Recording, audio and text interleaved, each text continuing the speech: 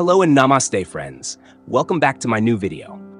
पुराने जमाने में बिना सीमेंट के इतनी मजबूत इमारतें कैसे बन जाती थी? आज के आधुनिक युग में जब हम इमारतों के निर्माण की बात करते हैं, तो सीमेंट, स्टील और कंक्रीट जैसे मटेरियल्स को जरूरी समझा जाता है। लेकिन जब हम इतिहास की ओर नजर डालते हैं, तो हमें भारत सहित दुनिया भर में कई ऐसी भव्य और मजबूत इमारतें देखने को मिलती हैं, जो सैकड़ों हजारों साल पुरानी है। और हैरानी की बात यह है कि इन इमारतों में सीमेंट का बिल्कुल भी इस्तेमाल नहीं हुआ, फिर भी वे आज तक मजबूती से खड़ी हैं। सवाल उठता है, पुराने जमाने में बिना सीमेंट के इमारतें कैसे बनती थीं और वे इतनी टिकाऊ क्यों थीं? 1. प्राकृतिक सामग्री का चतुर उपयोग। पुराने समय में लोग प्रकृति से मिली चीजों का अत्यंत समझदारी से इस्तेमाल करते थे। वे अपने क्षेत्र की जलवायु, मिट्टी, पत्थर, लकड़ी और धातुओं को अच्छी तरह समझते थे और उसी के अनुसार निर्माण करते थे। कुछ प्रमुख सामग्री। चूना पत्थर, ये एक प्रकार की प्राकृतिक पत्थर होती है जिसका उपयोग गारा बनाने में होता था।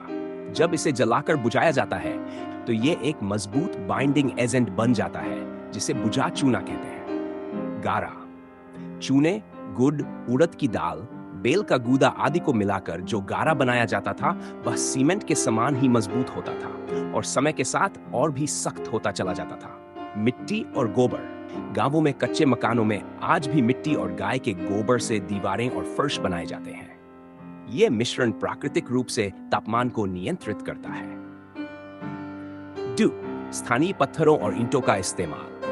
प्राचीन भारत में पत्थर की इमारतों का चलन अधिक था। ताजमहल, कुतुब मीनार, खजुराहो के मंदिर और अजंता एलोरा की गुफाएं सभी बिना सीमेंट के बनी हैं। इन इमारतों में स्थानीय पत्थरों जैसे ग्रेनाइट, बलुआ पत्थर, संगमरमर का उपयोग किया गया। ये पत्थर स्वाभाविक रूप से बेहद मजबूत होते हैं और मौसम का प्रभाव कम झेलते हैं। इसके साथ ही सिंधु घाटी सभ्यता की ईंटें आज भी उतनी ही सटीक और मजबूत पाई जाती हैं। इन ईंटों को खास तापमान पर पकाया जाता था जिससे वे टिकाऊ बनती थी। बेजोड़ निर्माण तकनीक। बिना सीमेंट के निर्माण के पीछे केवल मटेरियल नहीं बल्कि निर्माण की तकनीक भी अहम थी। कुछ प्रमुख तकनीकें। Interlocking system. कुछ मंदिर और किले इस तरह बनाए गए थे कि पत्थर आपस में लॉक हो जाते थे। इन पत्थरों को इस तरह काटा और जोड़ा गया कि बिना किसी बाइंडिंग के वे मजबूती से टिके रहे। संतुलन और गुरुत्वाकर्षण का प्रयोग। इमारतों को इस तरह डिजाइन किया जाता था कि उनका वजन संतुलित रहे। गुंबदों और मेहराबों में गुरुत्वाकर्षण का अत्यंत कुशल उपयोग होता था। जल निकासी प्रणाली।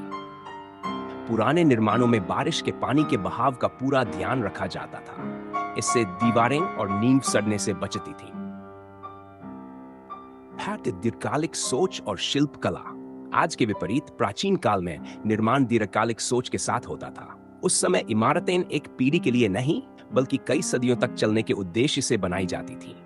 यही कारण है कि निर्माण में कोई जल्दबाजी नहीं की जाती थी और महीनों बरसों तक केवल नींव डालने का काम चलता था। इसके अलावा कारीगरों की शिल्प कला भी अद्भुत होती थी। एक एक पत्थर को इतनी बारीकी से तराशा जाता था कि वह अपने स्थान पर बिल्कुल फिट हो जाए। बिना किसी आधुनिक मशीन के केवल हाथों से किए गए ये कार्य आज भी प्रेरणादायक है। धर्म और संस्कृति का योगदान।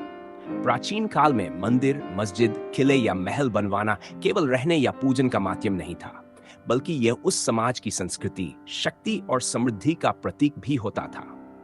राजा महाराजा निर्माण कार्य को प्रतिष्ठा की नजर से देखते थे और इसे पूर्ण भक्ति और निष्ठा से करवाते थे।